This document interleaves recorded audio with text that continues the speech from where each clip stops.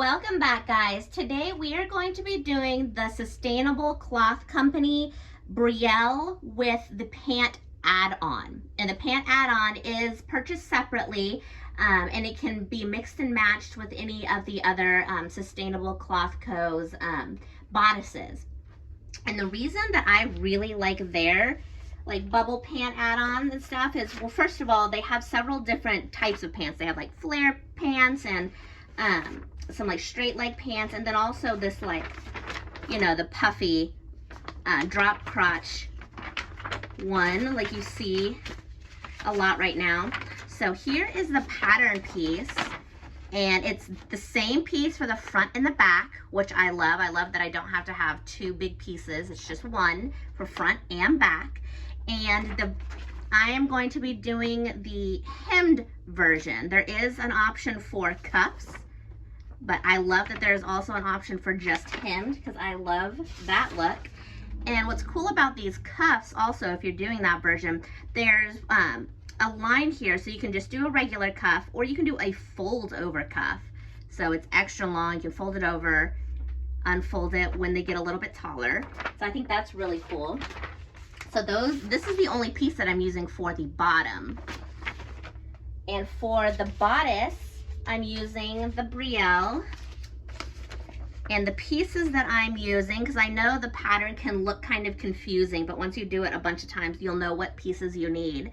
So here is the front bodice. And I have, I've graded it with a 3T and a 4T, and then I actually even added some more length down here at the bottom. So that's why it looks like that. So here's the front bodice. We have a back bodice, and then the sleeves. Now, normally the Brielle is lined, but I am doing, I like to do the unlined version. Well, there's not an unlined version. I like to do it unlined and add binding to the neckline. It just saves me fabric, and I just like the way it looks. So if you're doing like a band on something that doesn't already have a band or binding piece, they say do 80% of the neck opening. I don't like to do all that. I love that I can do it on the binder. I just cut, and I'll show you, I cut a really long strip that will go into my binder, and I just run it through the neckline, and it just comes out perfect. I don't have to measure. I don't have to do all that. I will definitely show you how to do that. It's a lifesaver. All right, so I'm going to show you how I cut my binding. Now, the rib fabrics, the skinny rib, the wide ribs are always going to be a lot better for binding because they have a lot more stretch and they don't really curl or anything. So I lay out my piece. This is folded in half, and you know the rib is going that way. And then I have this clear acrylic ruler, and I look on my binding attachment, and I see, you know, what size it's for. It's for 1 3/8 inch.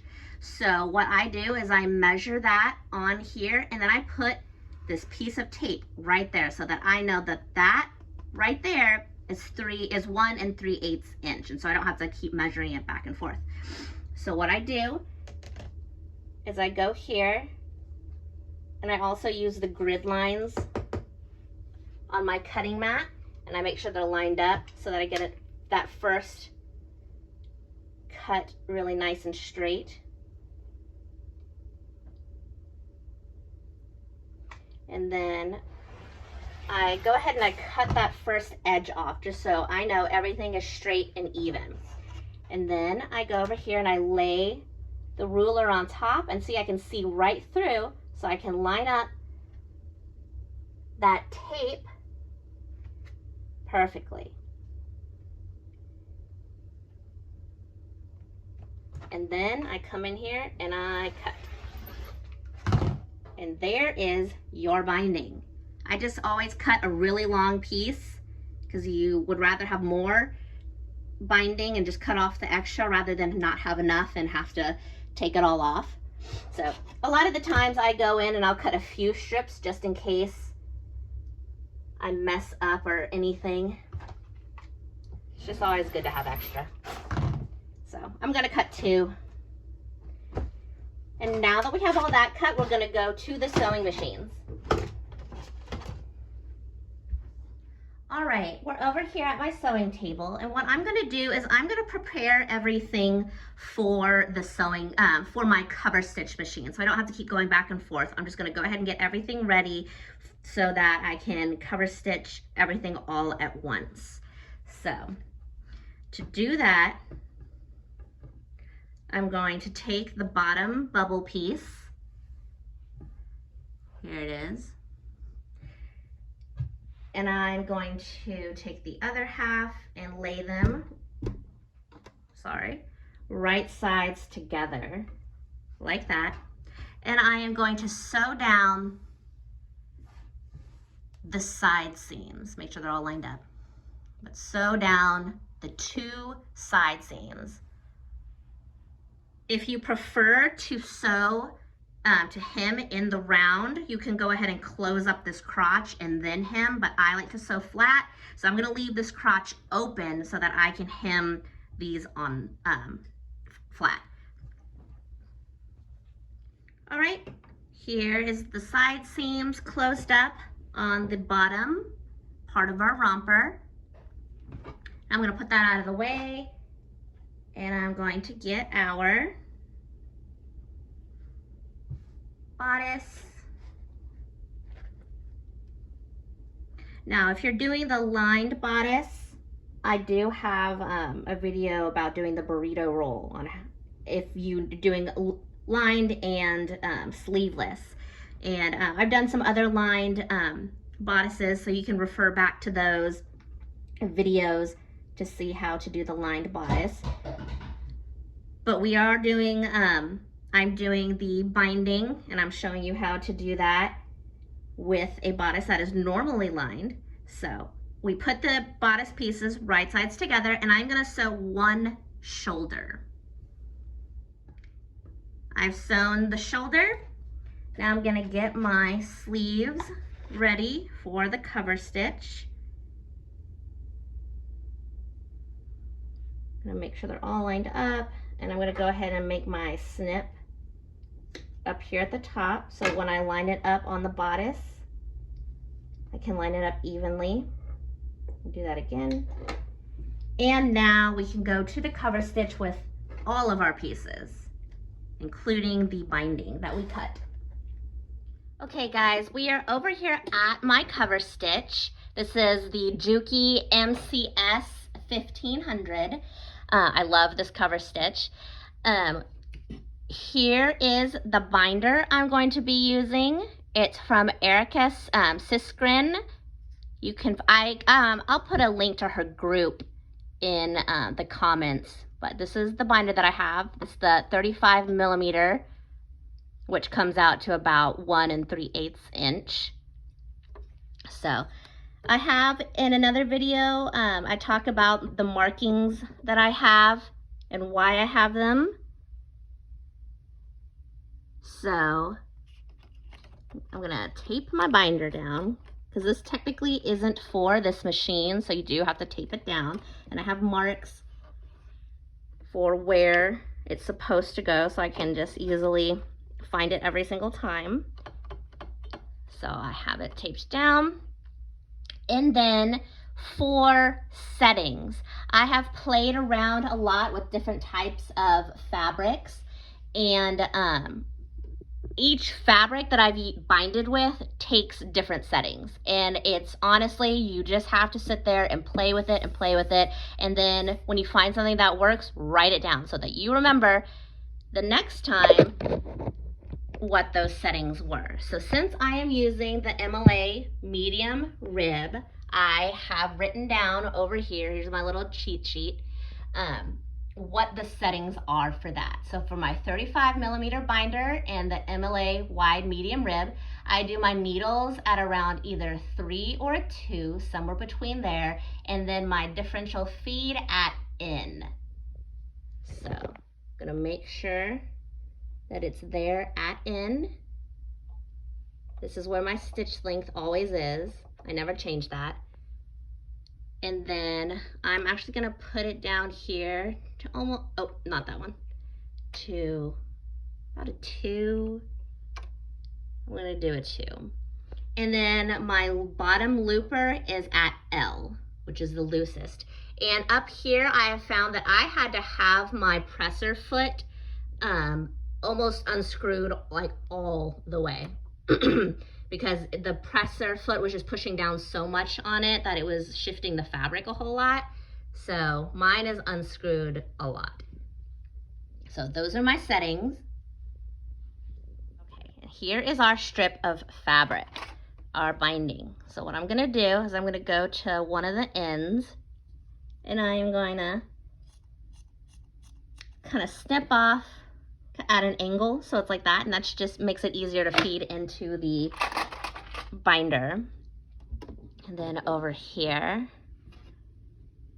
is the little holder. I'm not really sure what you call it, but I loop it in this one right here, up and then down on that last one. And then I'm gonna put it in here, and I use my tweezers, and I don't push any hard or anything because you don't want to scrape, oops, the inside of your binder, because that will damage it and mess up how it works. So I push it through, can you see that? And just gently slide. Make sure nothing's tangled over here, and then come back so you can see over here. I pull it through a little bit, and then I take my my tweezers, and I go ahead and I fold where it's naturally wanting to fold, and then I push right here in the middle to fold it back down, and then I pull it through so that it's under the needles. And I go ahead and I put my foot down, and I do a few stitches just to get it started, just a few. And then now we're gonna take our, oh, and make sure I didn't say that, but you can see you want the wrong side of the fabric facing you. So here's our bodice. Remember, we only serged one shoulder. So we're gonna start at the other shoulder. We want our fabric facing up, and we're gonna slide it in there just like that. And if you need to use your tweezers to help you, kind of push it in there nice and flat, and we're just gonna start going. I go kind of slow because I want to make sure I'm watching a few things. I'm watching here to make sure that it's not shifting around. I watch here to make sure I've got it going in right, and then you always want to keep an eye over here that your binding isn't getting twisted or pulled on anything. That's really important because that'll mess up your whole project. So I'm just gonna continue binding. I'm gonna stop and take a look at it, and I can see that it's doing well. I'm just gonna keep going all the way.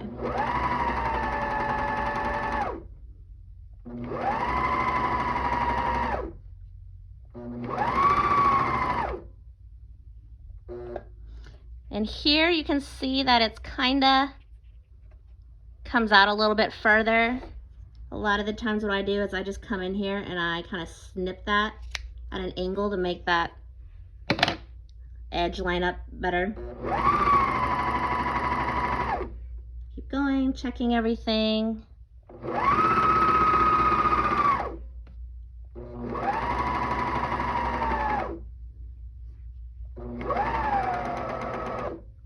Oh, and I just realized that I did white thread rather than black.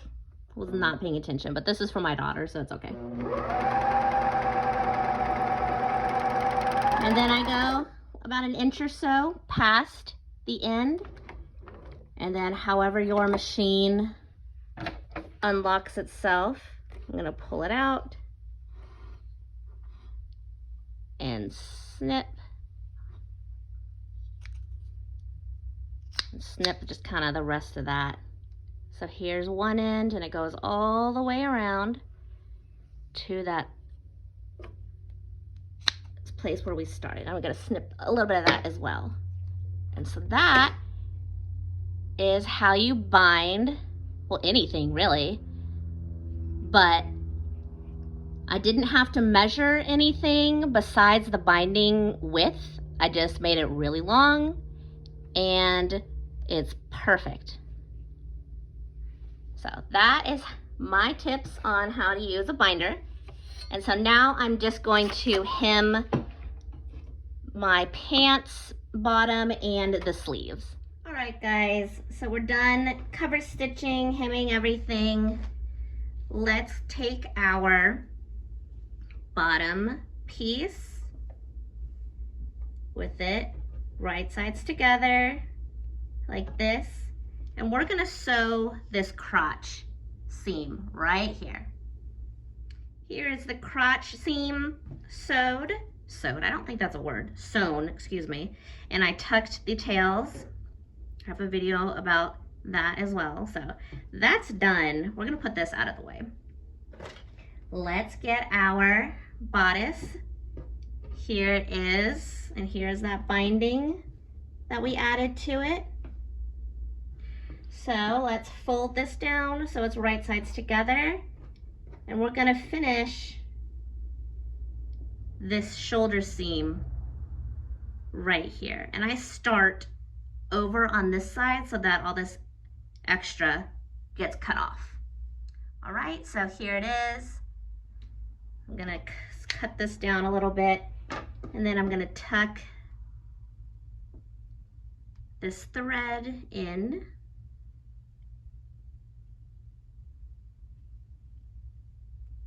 With my nit picker.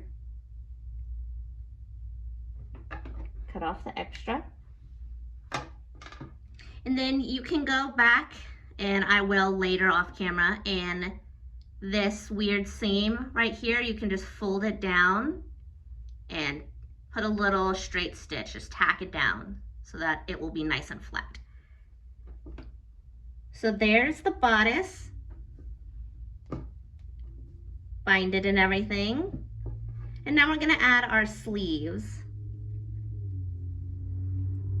So we're gonna start with one, right sides together, find that little clip that I made and line it up with that shoulder seam. I put one there and I put a clip here. You can put as many as you need. And then sew it to that arm side. And I'm gonna do the other one as well. All right, sleeves are done. So let's put everything back to right sides together. And we are going to sew one side seam. We're gonna close up one of the sides here. And that is because I'm going to go in and do, like I did in the last video, where we made that mesh and velvet red dress. I'm gonna stabilize the bodice with clear elastic. You know, again, that part is totally optional. You do not have to do that. And if you choose not to, you're gonna go ahead and close up both side seams.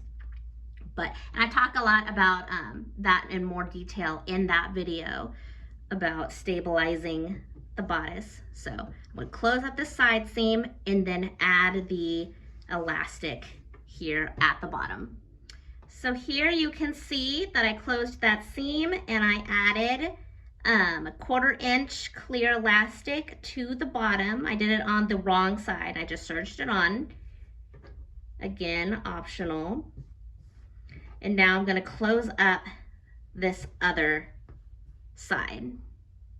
And we closed up the other side. So I'm gonna turn this right side out. Oh, I forgot to tuck that tail. I'll go do that later.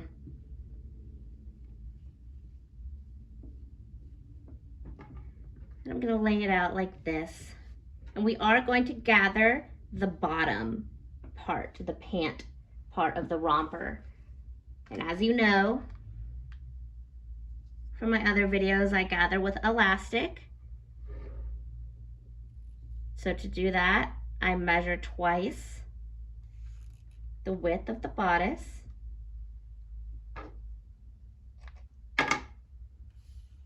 And then I 1/4 this elastic.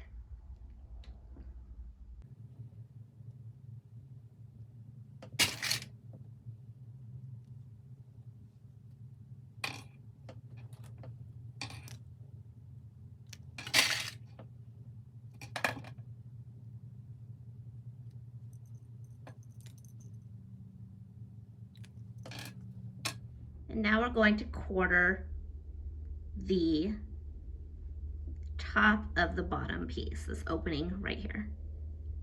So I put the edges together, the seams, and then I mark the middle points like that.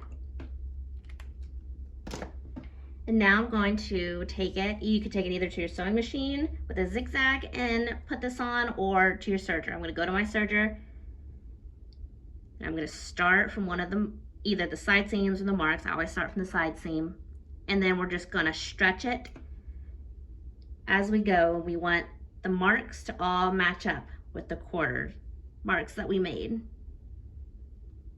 So I'll be right back. Here is the bottom, all nice and gathered. The elastic's on the inside. I'm gonna put this inside out. And then we're gonna put the bodice inside. Now it doesn't matter which one you want as the front or the back, because the bottom pieces are both the same. So that's really nice.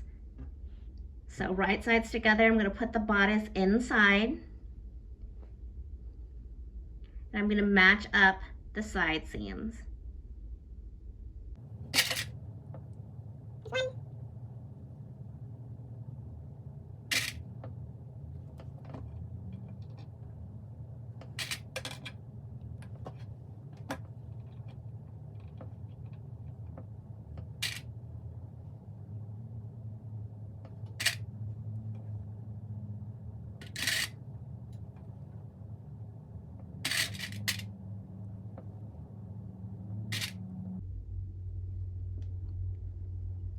And now you're going to serge all around that opening. Okay, so I attached the bodice to the bottom. Now let's turn it inside out and make sure that we don't have any exposed seams there in that middle. Sometimes that happens. And if we do, we'll just serge around it one more time. A little bit right there. Back looks good, or this is the front, I guess. Okay, so since I do have a little bit of exposed seams right there, I am gonna run it back through the serger one more time and trim off just a teeny tiny bit, not a whole lot, because then you'll start breaking your gathers and stuff. So I'm just gonna go back through that one more time. Okay, I went back one more time through there. Let's check again.